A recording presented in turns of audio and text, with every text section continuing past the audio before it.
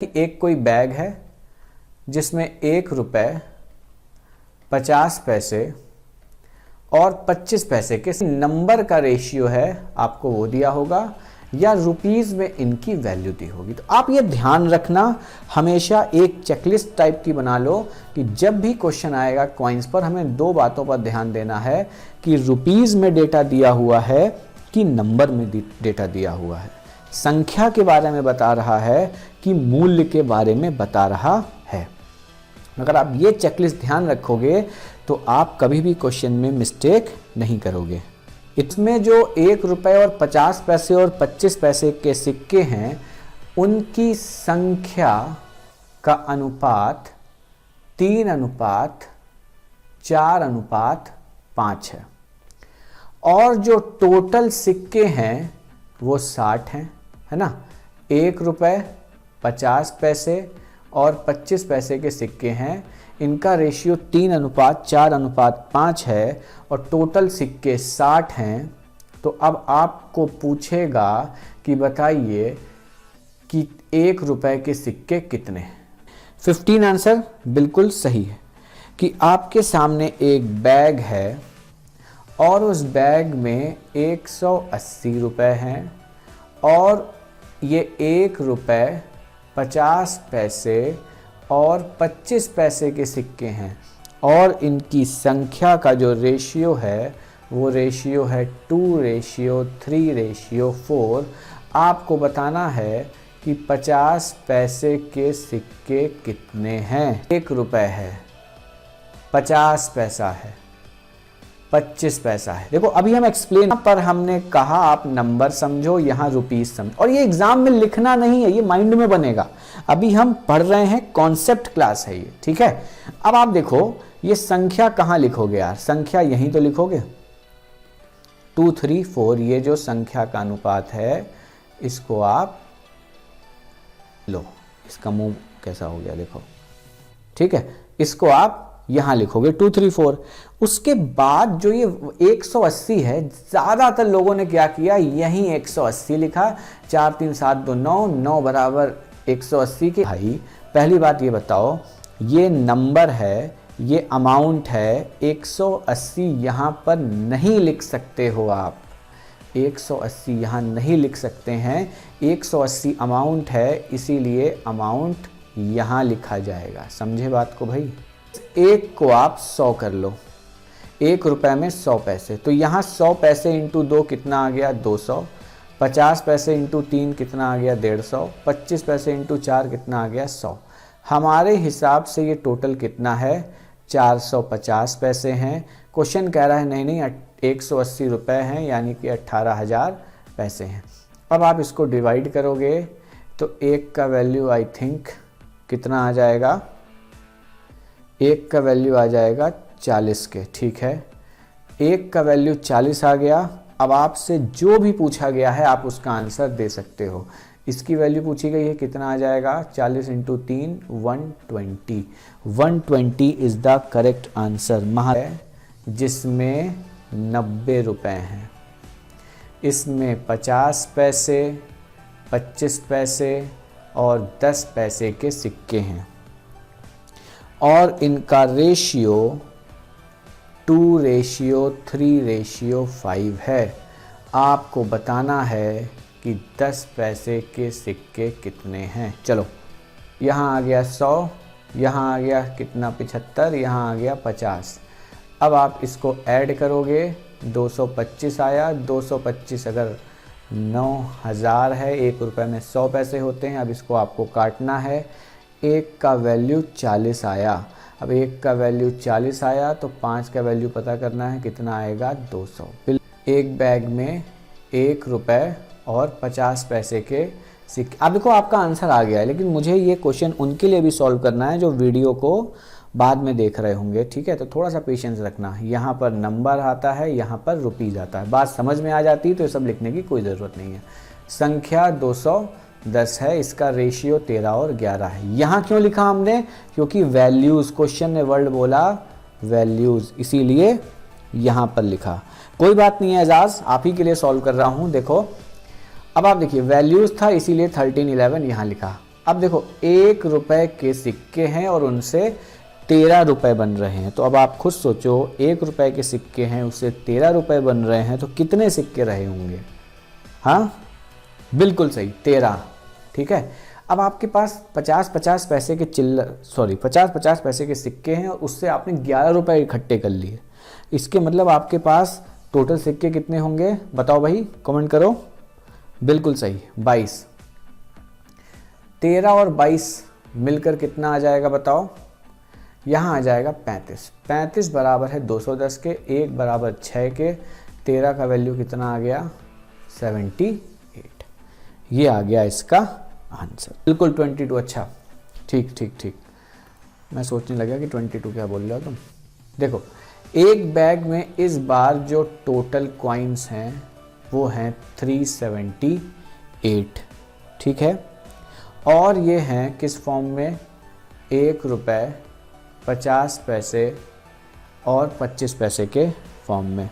ठीक, 1 रुपये 50 पैसे और 25 पैसे के फॉर्म में है, और इनके जो वैल्यूज़ का रेशियो है, देखो कितना सुंदर लिखते हैं हम, वैल्यूज़ का जो रेशियो है वो रेशियो है 13, 11, 7।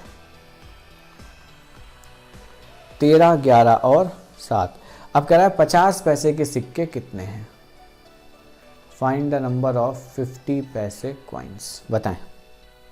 यहाँ पर आप बात को समझो, यहाँ वैल्यूज़ है ना, 1 रुपए से 13 रुपए बन गए, तो कितने सिक्के रहे होंगे 1 रुपए के? 13।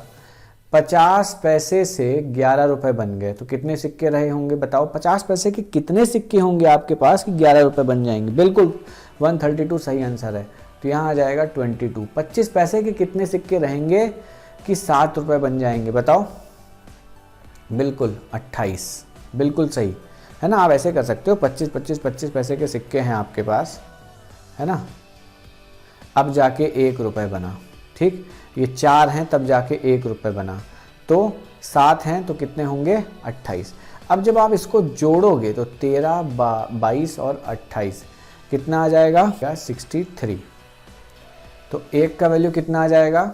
6, और फिर 22 का वैल्यू कितना आ जाएगा? 22 को 6 से इंटू कर देंगे, आ जाएगा 132। और जब समझ आए ना तो इतना टाइम देने की ज़रूरत नहीं है, आप अपने हिसाब से निपटा के सॉल्व कर सकते हो। एक बैग में अमाउंट कितना है? 56 रुपीज़। ठीक, और ये किस फॉर्म में है? ये है 1 रुपए 50 पैसे और 25 पैसे के फॉर्म में।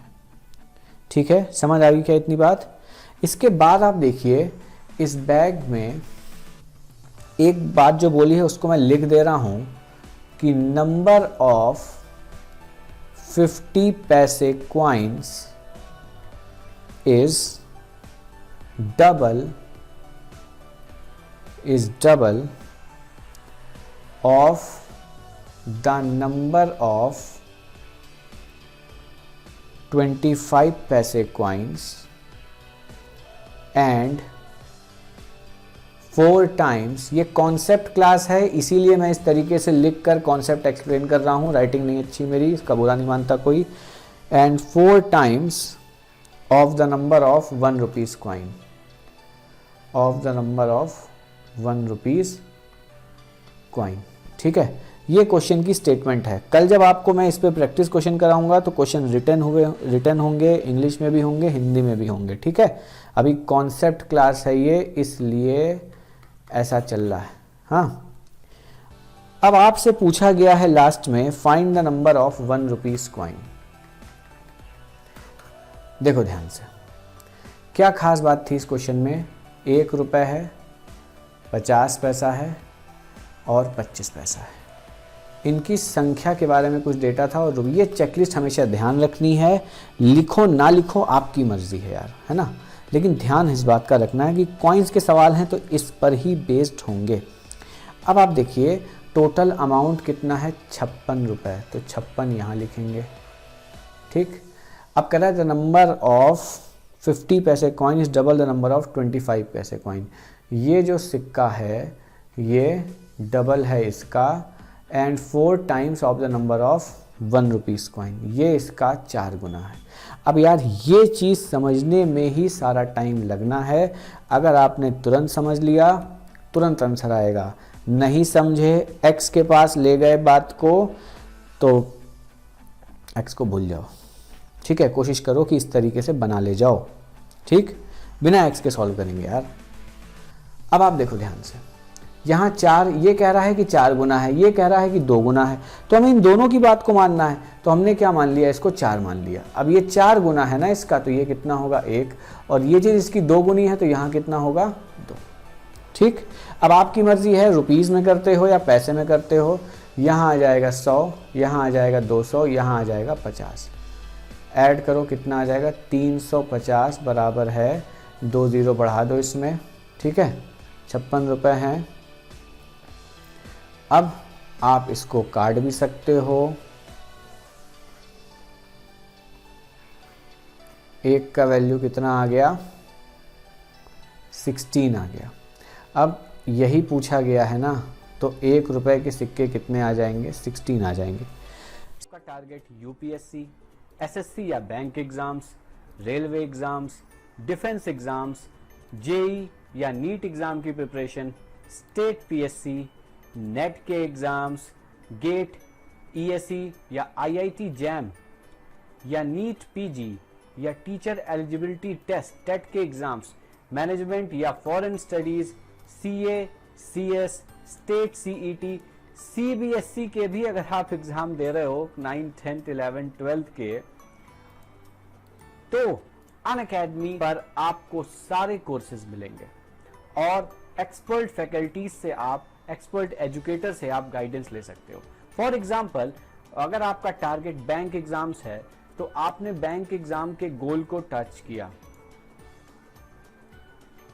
और यहां पर आपको एजुकेटर्स दिखेंगे और आप किसी भी एजुकेटर्स को क्लिक करके उनकी क्लासेस को एक्सप्लोर कर सकते हो।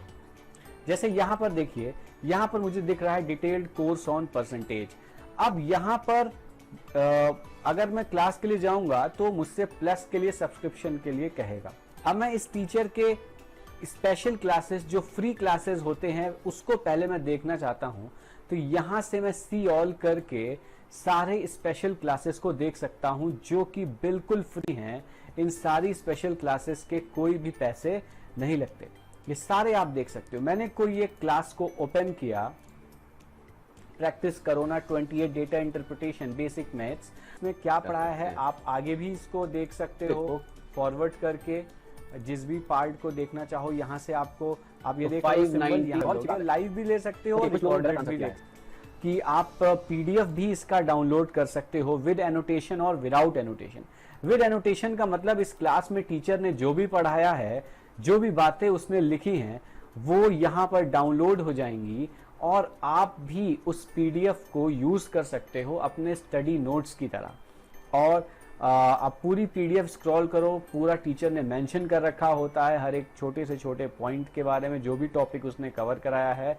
और विद एनोटेशन का मतलब क्या है कि टीचर ने जो भी चीजें लिखी हुई हैं वो भी यहाँ पर आपको मिल जाएंगी। और अगर आप विदाउट एनोटेशन कर दोगे, व्यू पीडीएफ में विदाउट एनोटेशन करोगे, तो आपको पूरा पूरा पीडीएफ मिलेगा, उसमें टीचर का कोई भी लिखा हुआ वर्ड नहीं होगा।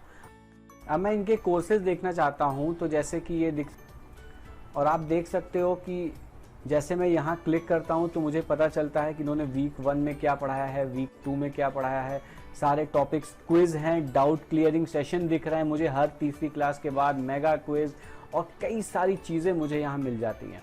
और ये सारी चीज़ों को देखने के लिए मैं एक बार प्रीव्यू भी ले सकता हूँ कि इन्होंने इस टॉपिक में पढ़ाया क्या है, कैसे इसको मुझे कवर करना है। Hello students, I am Ashish. Okay, यहाँ से आप प्रीव्यू देखकर सुनकर समझ सकते हो और अपने आप डिसाइड कर सकते हो कि आपको और एमएसटी का मतलब कितने कंफर्टेबल हो इस टीचर के साथ। और अगर फिर आपको अच्छा लगता है इसके फुल कोर्स को, आपको ये पसंद आया, तो आप इसका फुल कोर्स भी खरीद सकते हो। और फुल कोर्स खरीदने के लिए आपको सब्सक्रिप्शन लेना होता है, और सब्सक्रिप्शन किसी भी कोर्स का आप लो, वहां पर प्राइस आप देख सकते हो क्या है। लेकिन अगर आप एक रेफरल कोड यूज करोगे AKYT10, तो आपको 10% का ऑफ मिलेगा। जैसे यहाँ पर मैं अगर सब्सक्रिप्शन देखना चाहता हूँ क्या है, और हर कैटेगरी के अपने चार्जेस अपनी फीस है, लेकिन आप अगर AKYT10 को यूज करोगे तो आपको तुरंत 10% का ऑफ मिलेगा। आप किसी भी कैटेगरी के लिए आप AKYT10 रेफरल कोड को यूज कर सकते हो, आपको 10% का ऑफ मिल जाएगा। अनअकैडमी पे आप मुझे आशीष कुमार 628 के नाम से सर्च भी कर सकते हो और डिस्क्रिप्शंस में लिंक दिए हैं, वहां से आप डायरेक्ट भी मेरी प्रोफाइल पर पहुंच सकते हो। साथ ही टेलीग्राम पर आप मुझे ज्वाइन आशीष कुमार के नाम से सर्च कर सकते हो या एग्जाम वाली फीलिंग @ लगाकर वहां से भी सर्च कर सकते हो। इनके भी लिंक डिस्क्रिप्शन में दिए हुए हैं, डायरेक्ट आप मुझसे वहां पर मिल सकते हो। इससे फायदा ये है कि मैं एग्जाम वाली फीलिंग नाम का एक क्विज टेलीग्राम पे कराता हूं, जो एग्जाम के लास्ट 10 मिनट में टाइमर की वजह से हमारा दिमाग नहीं काम करता और हम आते हुए सवाल को भी गलत कर देते हैं, उनकी प्रैक्टिस मैं यहाँ पर कराता हूँ। और साथ ही इस टेलीग्राम पर जुड़ने से आपको एक और फायदा होगा, आप अपने डाउट्स यहाँ शेयर कर सकते हो, दूसरों के डाउट्स सॉल्व भी कर सकते हो। आप मुझे डायरेक्टली टेलीग्राम पे कॉल भी कर सकते हो काउंसलिंग के लिए, स्ट्रेटजी के लिए, कैसे पढ़ें, कहाँ से स्टार्ट करें, कैसे प्रिपरेशन करें, इन सारी बातों के लिए मैं हमेशा आपके लिए। स्ट्रेटजी अर्थमेटिक के लिए बहुत ही इंपॉर्टेंट है, क्योंकि एसएससी और बैंक दोनों ही अलग एग्जाम्स हैं, इसलिए उनकी तैयारी के लिए स्ट्रेटजी भी अलग होनी चाहिए।